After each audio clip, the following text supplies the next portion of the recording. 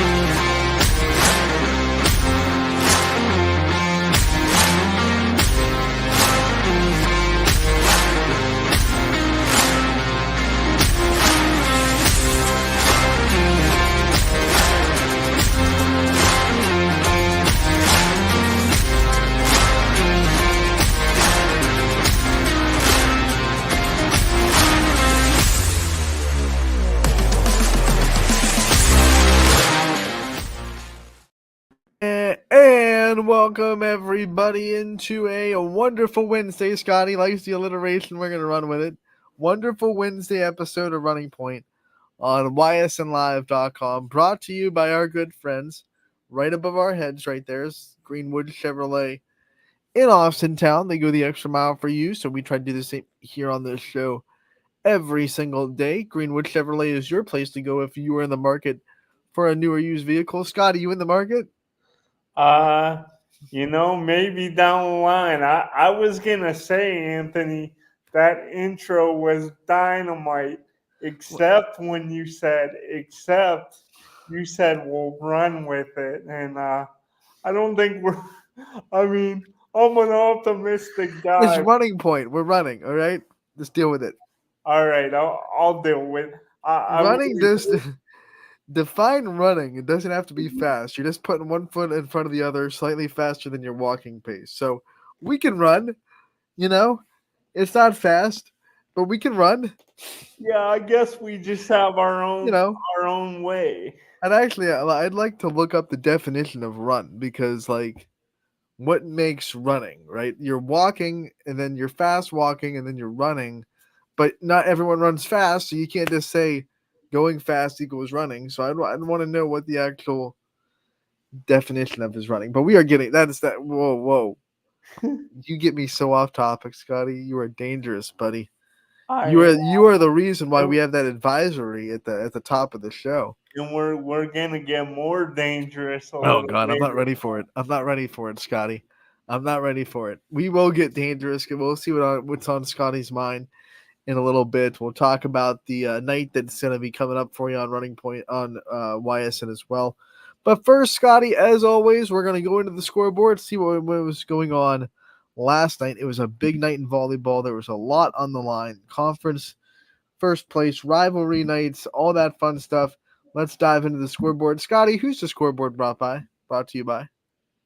Burnett Pools, we've got it all. Yes! They do got it all. They even got the scoreboard. The YSN scoreboard is a great and easy tool for the YSN fan. Whether you are at one of the games or watching one of our broadcasts, either way, you don't want to look away from the screen for too long. And the YSN scoreboard is a great and easy way to get live updated scores across the YSN family, whether it be your best friends or maybe your heated rivals. The YSN scoreboard is a great place to go. It can be found at ysnlive.com/scores. And as Scotty just put it, it is presented by Burnett Pools, Spas, and Hot Tubs. Let's dive into it. Tuesday, September 10th, 2024. Let's see what happened. Edgewood goes on the road, goes to Lakeside, gets the win in the 4-4-0. 3-1, the final score there. St. John keeps rolling, keeps on chugging. They're 9-0 now, 3-0 sweep over the Lakers of Pymatuning Valley.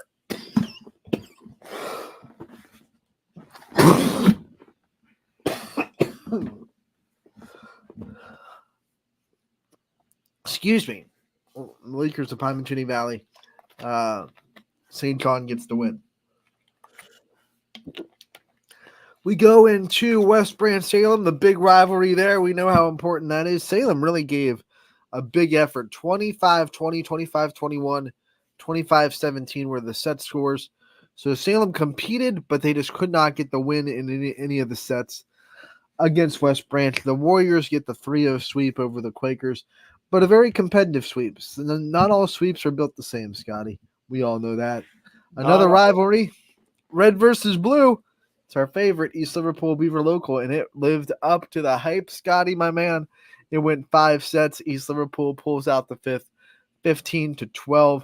Stats were everywhere, and a big reason for East Liverpool's momentum is that their setter, Miss Cameron Yanni, was able to get 1,000 career assists just as a junior.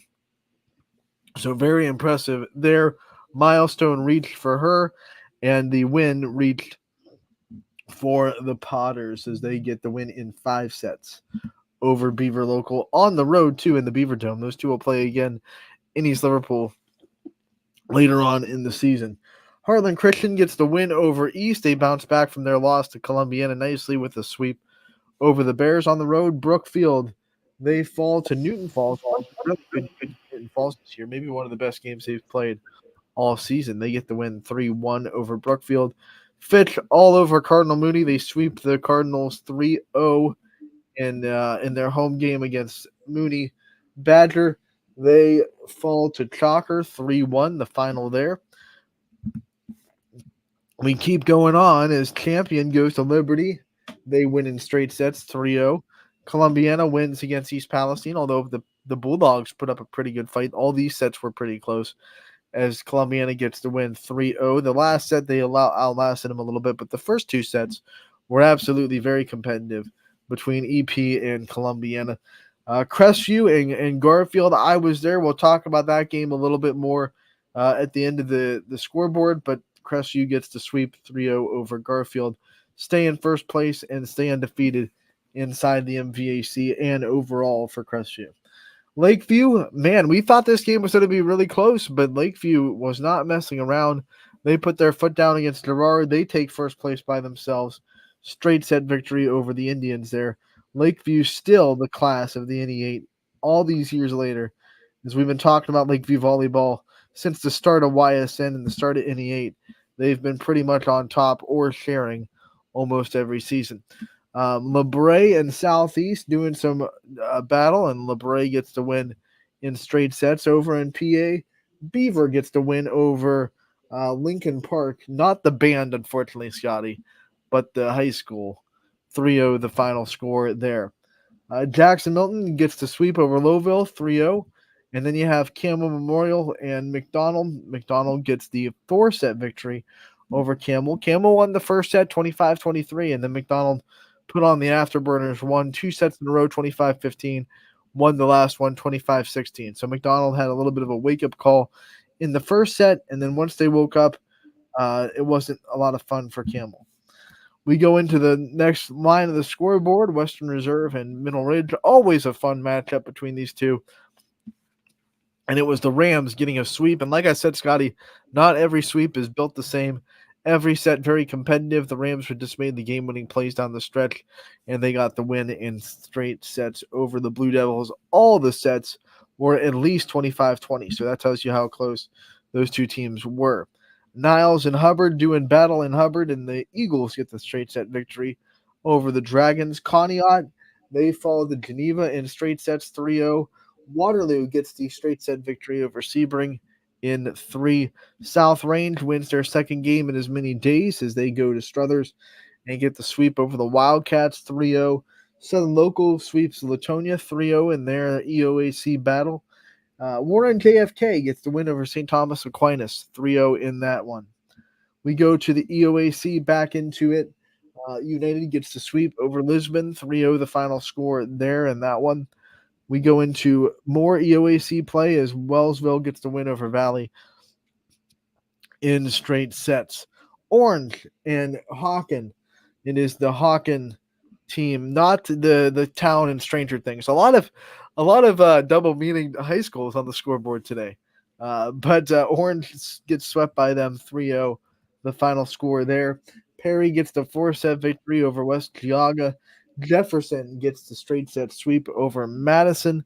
Wyndham and Maplewood doing some battle. Wyndham gets a nice 4-set victory over the Rockets. Grand Valley beats Bristol in 4-3-1. And then last but not least, over in PA, Mohawk falls to Elwood City 3-1 in 4 sets. We go into boys soccer last night, Scotty. We had quite a few games on the boys soccer side. Beaver gets the 2-1 edge win over Hopewell. Ursuline wins over Warren Harding 7-1, the final score there. Jefferson falls to Berkshire 6-0. South Range falls to Hubbard in a shutout 4-0, a big win for the Eagles there, protecting the nest at home. Bristol gets the win over Pymatuning Valley 4-0. Garfield loses to Poland 4-1. You can find a recap of that one by Matt Marr, who did a great job on the broadcast of that game. So he gets the win. Poland gets the win, I should say, 4-1. Howland and Fitch, man, they battled all day. Fitch gets the tie over the mighty Howland Tigers. Could not get the win. They'll settle for the draw 1-1, the final score. Boardman and Canfield also draw. So two big AAC matchups, Scotty. They both end in ties.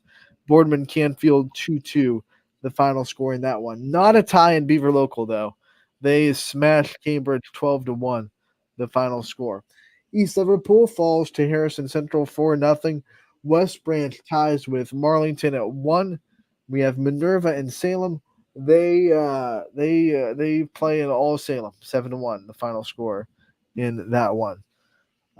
Orange gets the edge over Chagrin Falls 4-3, the final score. Lakeview shuts out Niles 9-0. Middle Ridge, they fall to Badger 9-1. Girls soccer, not as many games, just 5 of them. Here's how that played out. Beaver Local gets the loss to United 3-1. United going on the road, an impressive victory for them. Pymatuning Valley shuts out Bristol 3-0. We have Conneaut falling to Madison 6-0. Geneva and Edgewood playing each other. And Geneva gets the 1-0 win over Edgewood. And then Perry gets the win over Lakeside 9-2, the final score there. So that is the scoreboard, boys, girls soccer, and volleyball. Want to go back up to the game I was at, talk about it a little bit. Crestview and Garfield. Scotty, both these teams coming in undefeated. In fact, I'm gonna take off the scoreboard so people can see you. They don't want to see me, but they want Scotty to have his FaceTime. This was a battle of unbeatens. They both came in with an undefeated record. And to start, Scotty, I was really impressed because Garfield came in and they were not intimidated. They took their swings, they took their punches. They were up 5-1 to start, which is not a way that Crestview usually starts a match. They were eventually up 10-7. They took a 15-14 lead in set 1. But from that point on, Scotty, from 15-14 in set 1, the rest of the match went all Crestview. In fact, you take the rest of the match from that point. So Crestview went 11-0 from that point on. They won set 1 25-15. They won set 2 25-6. So from that point into the end of set 2, the final was 36-6 from that point, right? And then you go into set 3, which was 25-12. So from that point, from 15-14 Garfield to the end of the match, it was 11 plus 25 plus 25, which is 61 plus 6 and 12 is 8, 61-18 from that point on. Garfield had a lead, and then Crestview just said no mas and just dominated the rest of the match. They woke up the sleeping giant, I guess, right? And you say giant, and Crestview is a giant, and they have Abby Ems, who absolutely went off 19 kills on her day, which is a typical Abby Ems night. But once again, one of the keys to that good start for Garfield was keeping her a little bit out of the equation. She only had 4 kills in that first set. So in the next 2, she got 15 in the next 2 sets combined. So they really started to find her, get her into rhythm. They actually, Garfield, one of the things that drew a Crestview timeout really quick the 14-13 point, the point that put Garfield up 14-13. They got a solid just stuff block on Abby Impt, which we don't see a lot, and it really fired up Garfield. Everyone was just lit up on their side of the floor. Their bench was jumping up and down. Coach Auer realized this is a momentum, right? This is a momentum play. We got to slow it down. Calls a timeout. Initially, the first couple points don't seem like it's going to really affect the match too much. They kind of go back and forth. Garfield scores a point, Crestview scores a point, and then you saw what Crestview did from that point on. So Abby Impt is going to the number one team in the country. Pitt just got ranked number one in the AVCA USA softball USA volleyball poll over the week. So when you're going to the number one team in the country, you're going to be pretty good. And she proved that all too well against Garfield. What do you think as far as it's obviously there's gonna be an adjustment, a big adjustment going from you know high school and just really being dominant, and then you go to a great program like Pitt, and not saying she won't thrive, and because of that, like, what do you think initially she'll bring to the table where she'll be able to succeed? And maybe even if she has to make some adjustments early, she still has something she could go to like as a strong point, I guess. Well, there's going to be a learning curve, right? There's going to be a big adjustment. Like you said, it's a big jump. You're not just going high school to college, you're going high school to Power Five. And now it's kind of shifting as the ACC. Volleyball could argue, college volleyball could argue, the best conference in the country. Your Big Ten still got the power one, still has your Penn State, who's back on the rise, Wisconsin, Minnesota, Nebraska. They're all good out of the Big Ten, of course. But the ACC, I think they have 4 or 5 teams ranked in the top 25 that IBM will have to play against. So you're not just going to college; you're going to the best program in the country right now, literally ranked number one in the country, and someone that's going to be playing the best in the country pretty consistently. So yeah, it's a big jump. You see all the things that you want to see out of out of Abby as far as what she can do in college. I know volleyball is a sport that no matter how good you are, you're going to be held back a little bit. She doesn't have teammates that are necessarily going to be going to Power Five schools, so you're not going to be able to see her do the things that you're going to see her do in a Power Five environment. For example, when you have a setter that's going to be like 6'4", 6'5", do a lot more things with Abby Impt than you're having the setters that are your normal high school height. Now, I'm not slighting the players at Crestview. They are very good. It's a very talented high school volleyball team, and there will probably be several players on that team that go to play in college. It's just you're splitting hairs here when you're saying that team compared to a Division One Power Five volleyball team. There's going to be a lot of differences. They're going to be able to see what Abby can really do when she gets on the floor with people that are literally on her level, both height wise and skill level wise. It's going to be fun. One of the things that I think she'll have to get used to that doesn't happen hardly at all, although it happened once last night against Garfield, you're going to get blocked, right? You're going to have people get your hands on the ball. You're going up against other people that are just as tall as you, that are just as athletic. You're going to get blocked. It's one of those things like a pitcher in softball or baseball.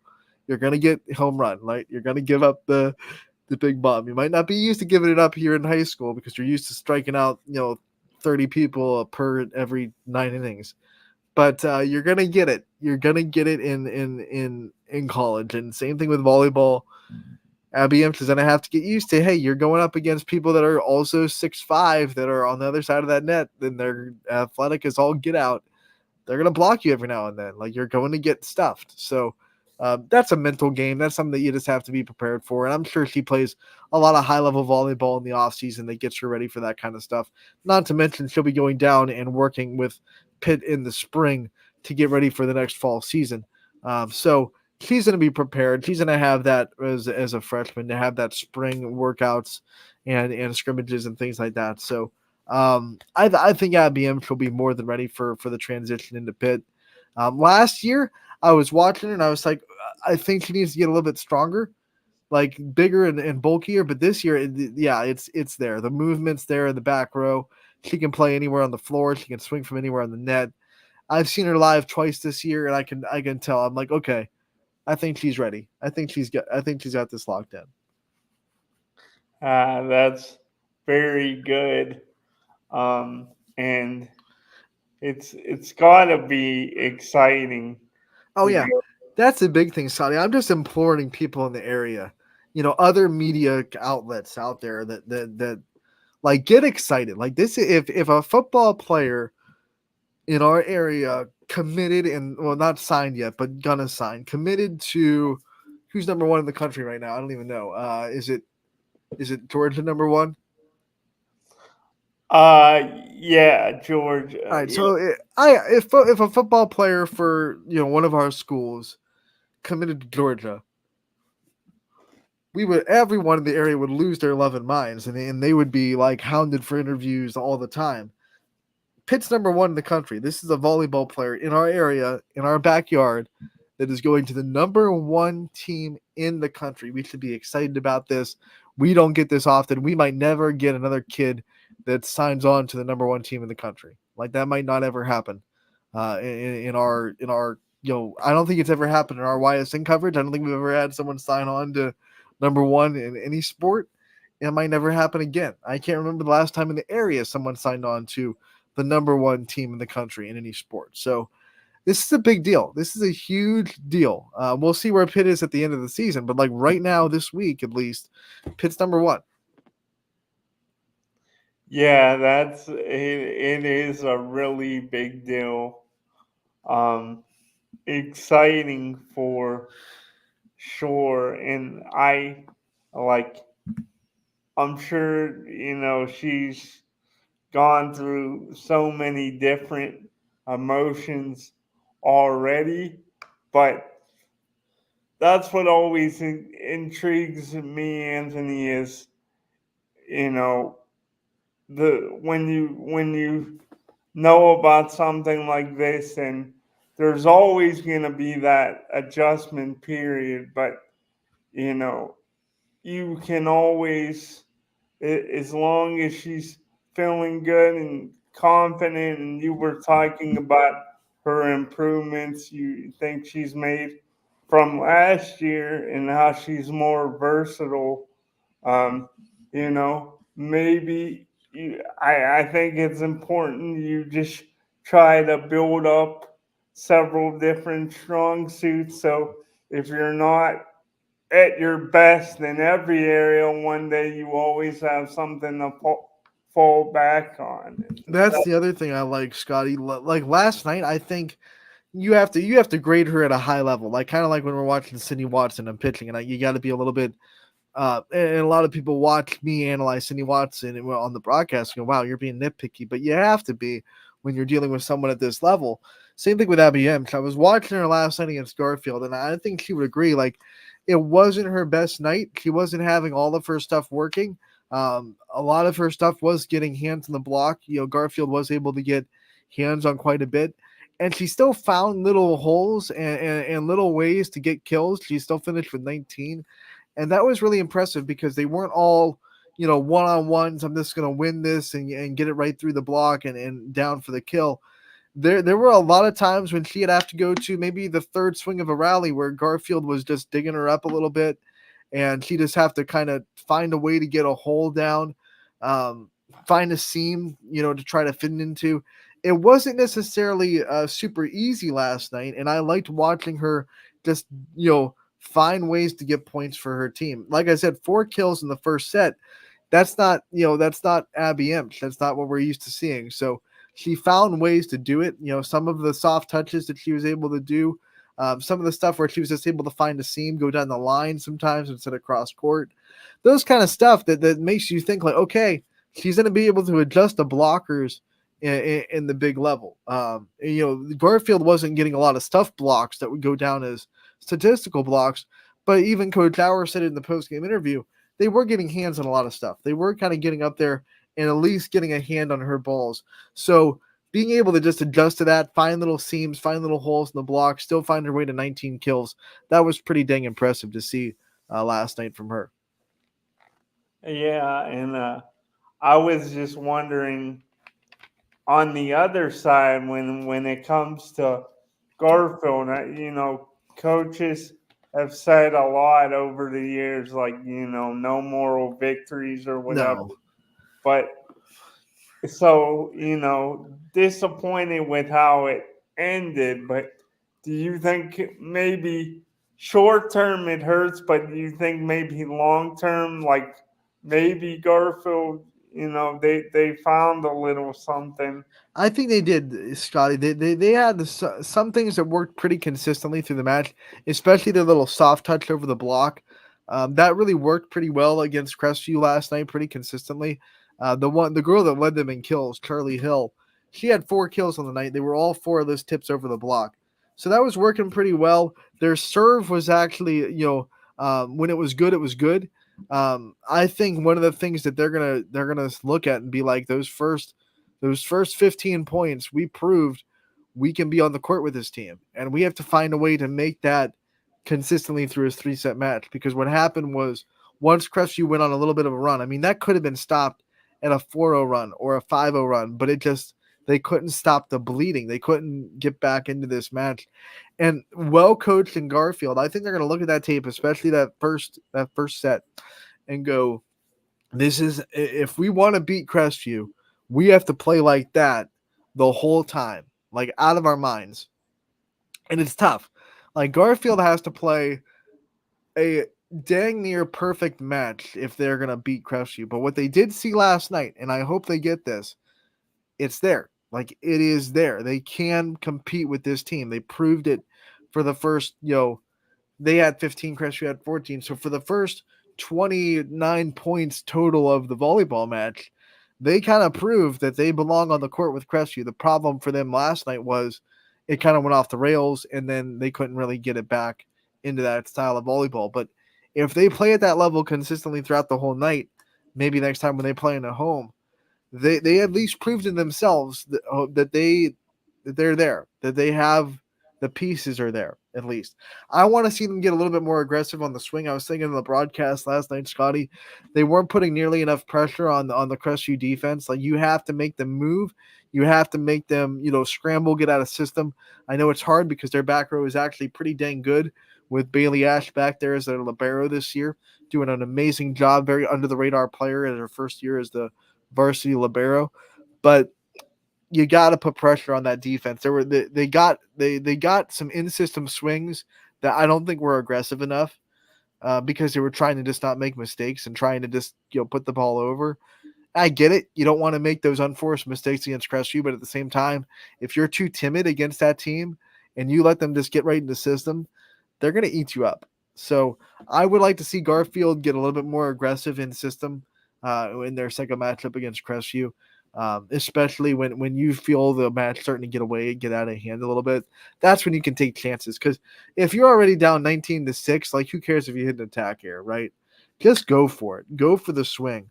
And I saw too many times where they would get in system pretty well. Their defense was playing pretty good against Crestview. They were getting in system, a good decent amount of time.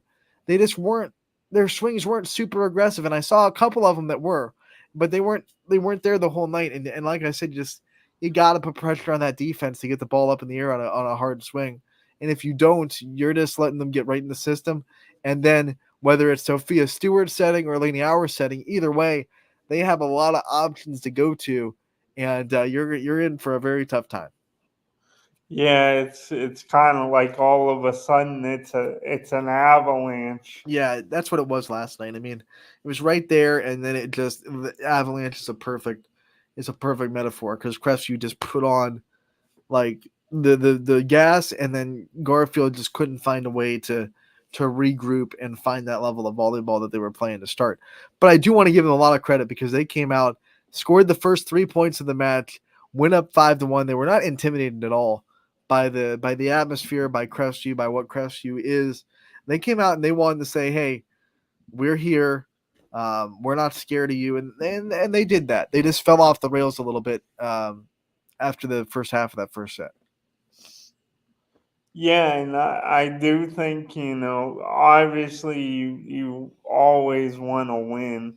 Nobody wants to lose, especially when you have a lead for a decent amount of the time. And even if you're going in and not people are expecting you to win, but you have that lead, um, you want to find a way to close it on and hold on to it. And like you said, it's a high bar because Yeah. Garfield, they pretty much, it has to be that almost perfect a perfect match. But um, like you said, when they're at home, they face again. Who knows what can happen?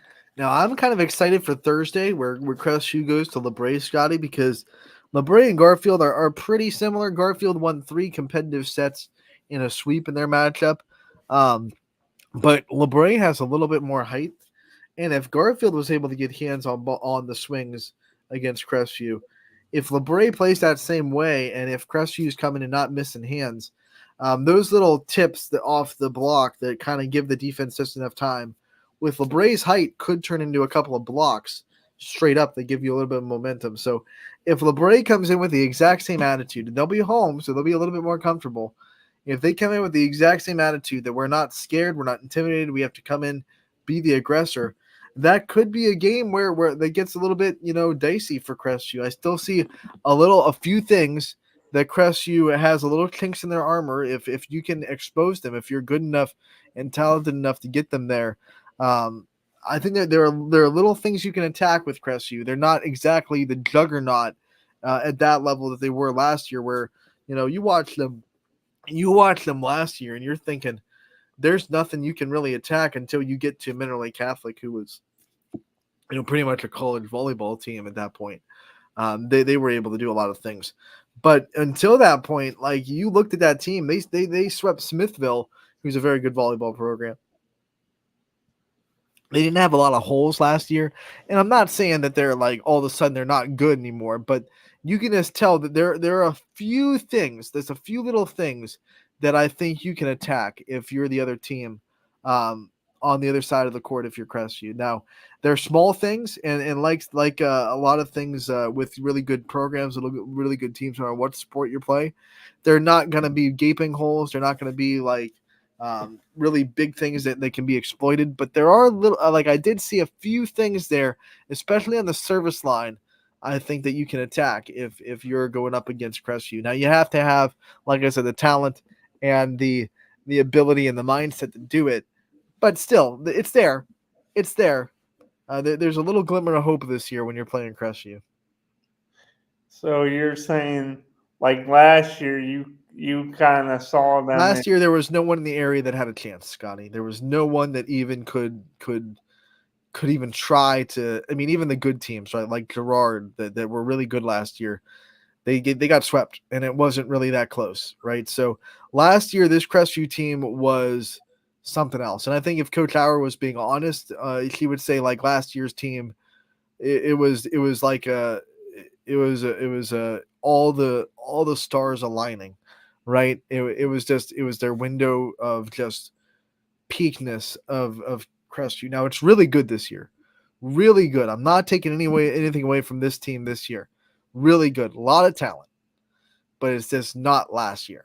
And last year was just, like I said, no one in this area had a chance last year. Fitch got swept last year. We saw how good Fitch was and how good Fitch is.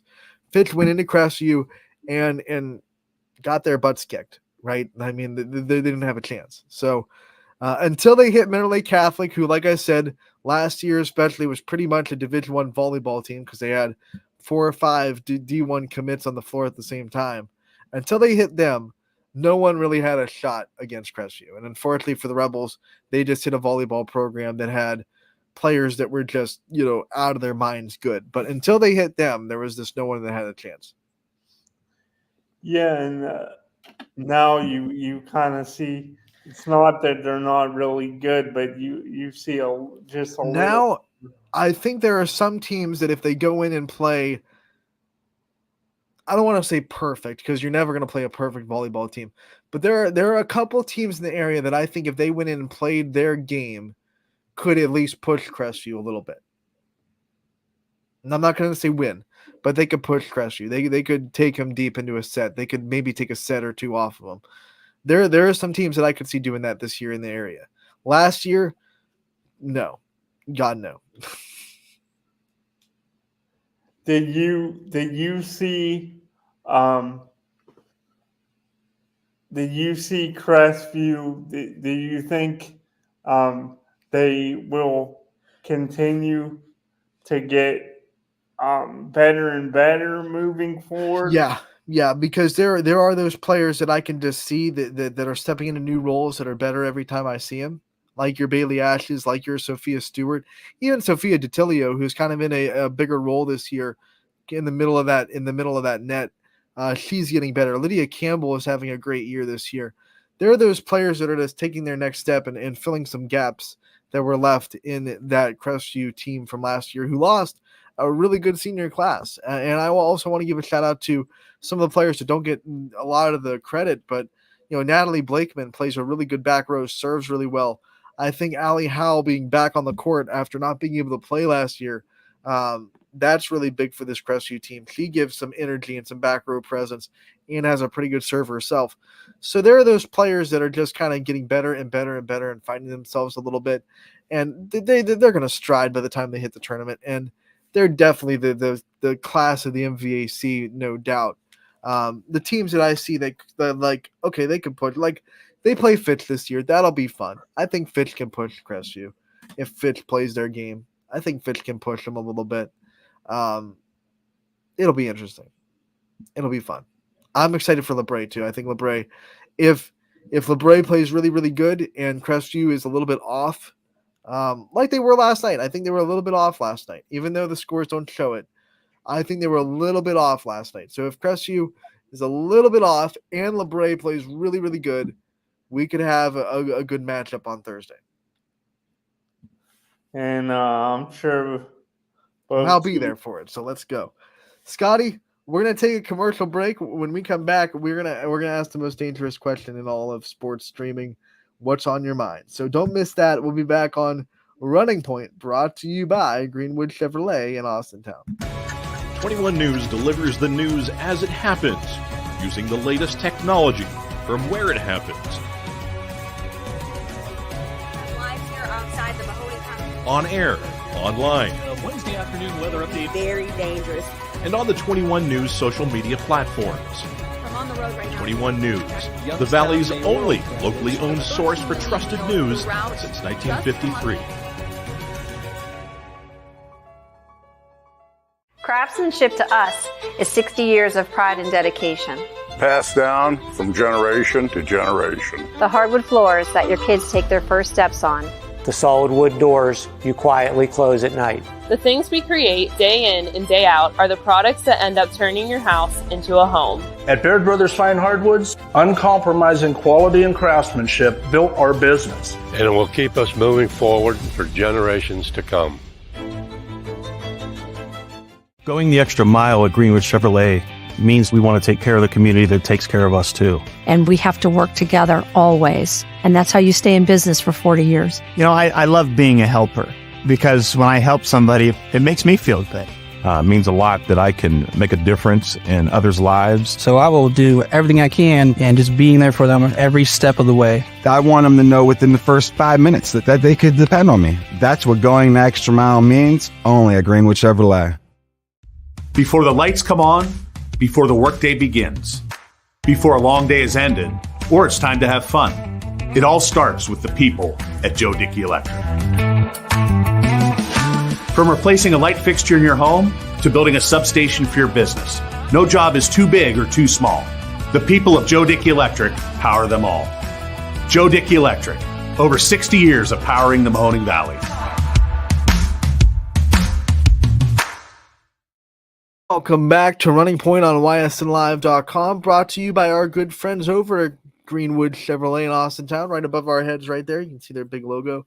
They probably love Wednesdays because they get the big logo on Wednesdays with me and Scotty taking up the 2 box. Scotty, like I said before the break and like we do every week, it is time to ask the most dangerous question in all of online sports streaming. What's on your mind, buddy? Well, we're approaching another week, and this would be week number 4 already of the high school football season. So not quite at the halfway point, but almost there. And I wanted to talk today about West Branch. Now, they're 47-7 if you go back the last 5 years, Anthony. And this year they're led by Jeremiah Thomas at quarterback. I wanted to know from you, are you surprised not that West Branch has won because they've been good for a long time, but are you surprised so far that they've won so decisively that they have so far to this point and really haven't been challenged yet? And do you think it's more their offense or their defense that has been the biggest reason? Am I surprised? No, not at all, because I've been talking about it since the season started, since our preseason shows. West Branch knows how to let quarterbacks succeed, right? So everyone kind of loses their mind after a quarterback graduates. I say it every time, and I'm going to keep saying it. Like, Brock Hilliard graduated, and there was that question mark, believe it or not. People weren't sold on Drew DeShields as a quarterback when he started. And we all saw what Drew DeShields did as a quarterback in his career as at West Branch. And then when he graduated, people didn't know what Bo Allisauce was going to bring to the table. And we saw what Bo was able to do last year. And then Bo graduates, and everyone's like, okay, it's finally time. We don't know what's going on in West Branch. And Jeremiah Thomas comes up and says, you know what? I'm really good at this. And dang, he is. So I'll never doubt West Branch again. I think we've all learned that lesson. They know how to build winning teams. And one of the things that has helped Jeremiah this year in a big way, they return a lot of skill position players. You know, Boston Molinix is still there doing his thing. He still has all his wideouts there. So yeah, he has all the weapons that he needs to come into his system, feel really comfortable, lead those guys, and do great things. I think the offense is rolling with the skill position players. Defense playing out of their minds well. They're both rolling on all cylinders. That's why West Branch is going to be really hard to beat this year. And when it comes to high school football for you, I was just curious, and I wanted to tie this in the West Branch. But when it comes to high school football for you, what do you think is obviously it's you want to have talent in ways to attack the opponent and be good everywhere, and you want to be able to be good in numerous ways at numerous things. But what do you think for West Branch, and what do you think in your mind is of more importance, is having those like a safety and guys that do a good job covering wideouts, or do you think there's more importance in high school ball with the pass rushers and getting to the quarterback? I think run defense is always more important in high school because most, and I say most very, very strongly because it's not a universal rule, but most high school teams are absolutely run first, and they use the run to take pressure off quarterbacks at this level. So if you have to stop the run first and foremost. If I was a high school football coach, my first goal would be, hey, what are we doing to stop the run on defense? And then, we'll worry about secondary players. Usually, especially smaller schools, most of the smaller schools that we cover, they're just your wide receivers being put out there, just athletes, man. Just athletes going out there, hey, this is what you have to do. Make sure people don't get behind you. That's kind of the thing that we see out of secondaries in high school football. But you got to stop the run. If you don't stop the run, your day's going to be really long because eventually, you know it, Scotty. You know football enough. Eventually, if you're not stopping the run with just your line, you got to bring up safeties. You got to have them help you. And then when that happens, you're putting cornerbacks on the island. And once again, this is a most. It's not a universal tool, but most high school cornerbacks aren't at that level where they could be put on an island and just say, "Hey, go cover this guy consistently and make sure he doesn't get open one-on-one."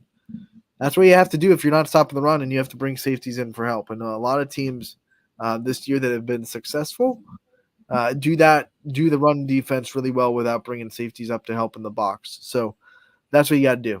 Run defense is the most important thing on the defensive side of the football in high school football, in my opinion. Dude, we talked about in volleyball.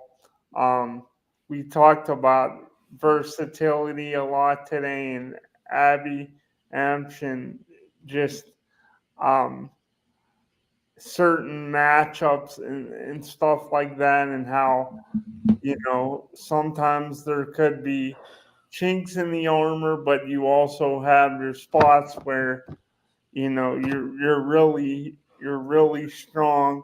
And do you think for West Branch that maybe because they spread out a lot of defenses, they'll go into a lot of like 4 and 5 wide receiver sets?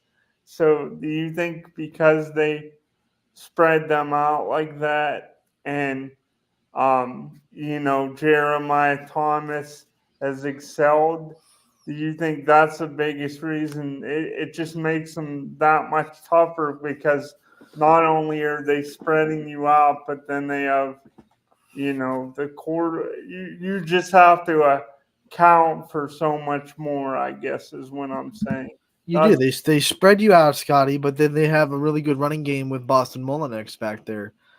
So you kind of get caught in a catch-22 if you're a defensive coordinator because you're like, well, we're spread out. We can't put too many people in the box, but at the same time, Boston's back there and we got to stop him. And Jeremiah can run with the ball pretty well. You got to pick your poison, right? Yeah. And like I said, I would stop the run first, me personally. But if you do that, you're taking a big chance out there on a play action for Jeremiah Thomas to find one of those athletes on the outside that's really good in West Branch. And now all of a sudden he's one-on-one and you're in a lot of trouble. That's why West Branch is dominated, because they put defenses in a very bad position when they're able to spread you out and still run the ball really well. Yeah, that's what I've kind of seen early on from Restaurant Branch. Just so many ways they can attack you and hurt you, and I guess that's why they've been so dominant, not only this year, but the last 5 or so seasons. They haven't lost that much during the regular season. I also wanted to get your thoughts on week number 4, and maybe I wanted you to say what are some things that have surprised you maybe a little bit up to this point, and what are some things that you're looking forward to going in the week number 4 here? What I love about this season so far, Scotty, it's a season of turnarounds, right? It's the seasons where we see multiple programs that have kind of struggled the last couple of years have really good starts to the year. Orange is 3-0 for the first time since 2018. They hadn't won a game 2 years ago, and last year they were a 2-win team. So they have more wins through 3 weeks than they had in the last 2 years combined. So that's a turnaround there. Boardman 1-9 last year, already 2-1. They're turning things around. East Palestine has 2-1 on their schedule. So we see a lot of programs kind of making that turn, and that's really fun this year. I don't want to say surprised because I've always believed that those programs have the talent to do it, but it's a pleasant thing to see when coaching staffs who we believe in are finally getting the results, because we know they're putting in the work. We get that. But sometimes in sports, Scotty, you know it, and in life, hard work is not guaranteed a result. You do everything right, you do everything in the process. Sometimes you still don't get the win. You don't get the result you want. And now we're starting to see programs like that who we know have been putting in the work every day. We know have been grinding like no tomorrow, finally getting the results a little bit that they want. Now it's still week 3. They still have to be consistent throughout the rest of the season, and for some of them, the rest of league play. But it's nice to see turnarounds. I like turnarounds. Do you think it's more like, do you think it's more of a thing where they have maybe, these, a lot of these teams, they had some players get a lot of experience, and now this is the year they're like finally hitting their stride, and it's kind of all coming together? Or do you think with teams it was just like maybe more of a case where they were just, unlucky a little bit? It's not that they didn't have a good team or the talent, just things didn't go their way, and now they're kind of getting those breaks. Or do you think players are reaching, more of their full potential? I think it's a culture thing that these teams are starting to learn how to win, and not just how to win, but how to win consistently. How to be able to say we won and then come back in the next week and work hard and then get the next win and be a winning culture, a winning locker room. It takes time to build that, and I think a lot of these teams, especially when we're talking Boardman, Orange, East Palestine, they all have guys that have been in the program for a while, that have put in a lot of work through 4 years, a lot of senior leadership, that are just kind of like, hey, we're going to be different this year. We've talked to Boardman football this year already. They just have this mindset that, like, hey, we're going to be different. Like, we're going to have a different culture. We're going to have a different mindset. We're going to take this season a little bit more seriously. And you can see it on the field. The culture is just there. It's clicked. And I think the same thing is the same for Orange and East Palestine. I think Orange, especially talking to their coach on the Scoreboard show last week with me and Mike Ackelson, he talked about how it's just working hard to make sure that level of play is consistently there. He thought they took good steps last year. They were able to get 2 wins coming off a winless season, and they had other games where they thought they could have won. This year, they're just right. They're taking that next step, and it's led to a lot of success so far. They have a lot of work to do. They're not satisfied. They're not going to be able to say, we went 3-0, and that was the goal, and now we're going to go 3-7, though. So all those teams, the other thing I see from them is they're not satisfied with what they have right now. They want to keep winning. They want to keep putting W's on the right side of the column. So it's going to be fun.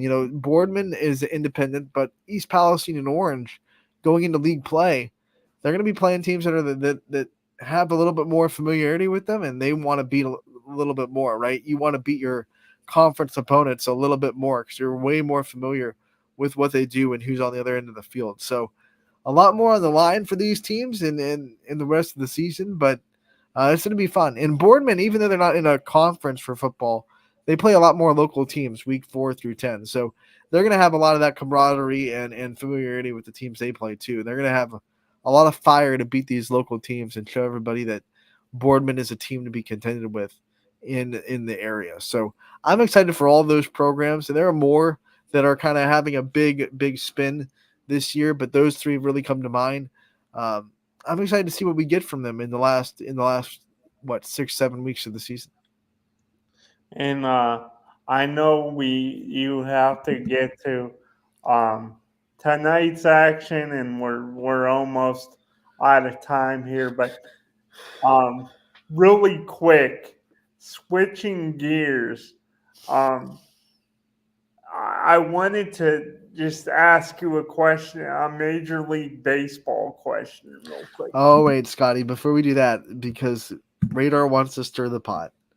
Radar put a comment up. He wants to keep stirring that pot. Kansas City, Cleveland, we all know they're in a race for the Central.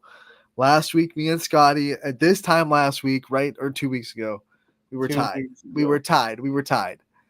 And maybe I got a little bit overzealous because we were tied for the league, and I said, you know what, Scotty, let's make a gentleman's wager. We're gonna be wearing one of the team's hats. And then the Royals went on a 7-game losing streak that I don't want to talk about. But now we're 3.5 back, so we'll see how the rest of the season goes. But Scotty, your Guardians are playing pretty well. It's going to be a dogfight down the stretch. The Twins are still there. Who knew the AL Central would be the best division in baseball? Even the Tigers are kind of like hovering. If they get on a run, it'd have to take something special. But the Tigers aren't eliminated yet, so you have 4 teams in the AL Central that are kind of sitting there bobbing in the playoff spots. Yeah, What? that's like who most people would say No. before the season it was the worst division. Right. It's I think we said that in April. Yeah, we're like, oh, this division's This trash. division sucks, man. And they're like, we'll show you. Well, it'll take 86 wins to win this division. No. Not so fast. But then they do have the worst team in baseball to balance it out. Yeah, the 33-win White Maybe a team that was on in a pace to lose historically more games than any team ever has in Major League Baseball. So that balances out a little bit. Oh wow, the White Sox are back. But yeah, Radar, we're still aware that we're in a race and we're still throwing jabs at each other. Don't worry, you don't have to keep stirring the pot, buddy. We got you. Scotty, we do want to go into. Well, what did you want to bring up real quick? Was it basically Royals Indians or no? No, it was not about Royals. I know you got to get to the scores, but yeah, you could say this as yes or no. But Shohei Ohtani, it's been another great season for him. It looks like he's gonna be a 50 homer, 50 base steals guy again. Have we seen enough of Ohtani? Have you seen enough of Ohtani? Has he done enough for you to call him one of the best players you've seen in your lifetime? Or is the jury still out? Jury's still out, Scotty. Okay. He's really, really good, though. Really good. My God. Let's go to the scoreboard. Let's see what's happening tonight across the Ysn family. Scotty, scoreboard brought to you by Burnett Pool Spas and Hot Tubs. Absolutely. What you do if you want to switch days, you go down to the bottom here, and you can see all the dates. September 11th right here. Here's the games going on today. Volleyball, a little bit of a light slate, but some really fun, interesting matchups. Warren Harding travels to Niles. Fitch going to Girard. A milestone possibility in this one. Riley Simons from Austintown Fitch, just 6 assists away from not 1,000, but 2,000 in her career, and she's just a junior. So something special going on in Austintown. We have Champion going east. Cardinal Mooney hosting Howland tonight. That should be a fun one. Wellsville back in action, hosting Union Local. And then last but not least, Garrettsville Garfield tries to rebound quickly as they host Mogador. What just happened? Yeah, I clicked on one of those ads accidentally. Boys soccer, we have Brookfield hosting Campbell. Crestview hosting Champion. Garrettsville Garfield hosting Waterloo. Jackson Milton hosting Southeast. Newton Falls will be going to LeBray. And we have Middle Ridge going to Liberty tonight. And boys soccer on the girls' side tonight, we have Boardman going to Warren Harding. Canfield Howland, that should be a really fun one inside the AAC. Salem going to Minerva. Marlington going to West Branch. We have Hoban hosting Norton. No, I'm sorry, Wooster. I saw that as an N and the W is cut off. My bad. Louisville going to be hosting Mapleton. Struthers going to Hubbard. Lakeview going to Poland. South Range going to Niles. Maplewood going to Grand Valley. And Mohawk will be traveling to Eden Christian for soccer over in PA. Let's get you the announcers really quick that will be out and about tonight for games. we have girls soccer, two matchups, I should say, on the network. The school will be taking care of Lakeview in Poland, and Rob Johnson will be there for Louisville girls soccer. Also, the school will be having a Westminster boys soccer matchup simulcast on YSN at 7:30. Volleyball, Eric Hughes will be at Mooney, and he'll have you covered to Allen at Mooney. We also have the sports shows tonight from Coca's Pizza for Canfield. DJ Oakley will be there. Camel sports show tonight from Tavern 26. Matt Marr will be there as well. So that's what's going on the network tonight. Scotty, before we go, we have to address that today is September 11th, and we can't let the day go without acknowledging that today is one of the darker days in U.S. history, and we all know why. We all know what happened on September 11th, 2001. We don't have to go back there and reiterate what happened, but we do want to just acknowledge that YSN and everybody that works for us, Scotty, me, and DJ, we all acknowledge today. We know what today means. We will never forget what today means for our country. And I want to end Running Point today. We usually just sign off and go off, but we're going to end the show with a moment of silence, and then we'll be out of here on Running Point. So I want to thank everybody for tuning in today. We'll be back tomorrow on Running Point from 1 to 2 to talk about all the action that went on tonight, and we will also have more player profiles to be featured tomorrow as well. Scotty Mitchell will be back on Wednesday from 1 to 2, as he always is. We're going to be signing off, but first we're going to have that moment of silence for September 11th before we sign off on the show. So thank you, everyone, for tuning in again. We'll see you tomorrow.